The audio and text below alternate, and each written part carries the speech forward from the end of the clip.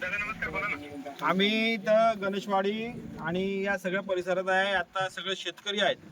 आम्ही सगळ्यांच्या शेतात जाऊन आलो. ढोबळे सर आहेत, आम्ही सगळेजण बघतोय.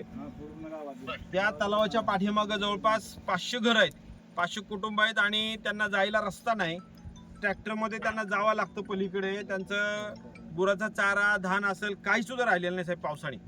आज 400 ते 500 लिटर दूध संकलन होणारं आज 100 ते 50 लिटरवरती आलंय. त्यांचं साधनच दूध आहे.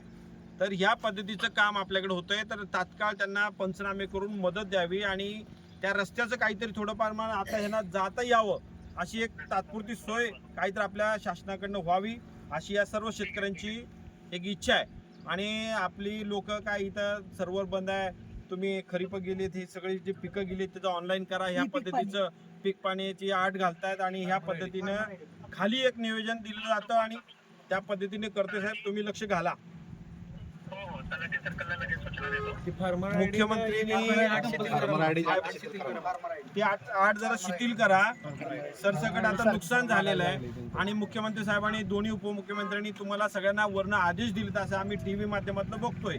पण त्यांचं एक बाईट आणि आपलं खाली एक वेगळं वातावरण या भागात दिसतंय आणि तुम्ही त्या पद्धतीने खाली नियोजन करा.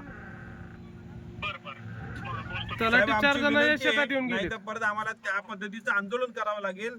तर तुम्ही ती सगळी व्यवस्था तात्काळ करावी अशी आमची इच्छा आहे. आणि जनावरांना चारा नाही तर त्याचं काय व्यवस्था करता येईल तेवढं बघा. हो हो, चालेल. ओके.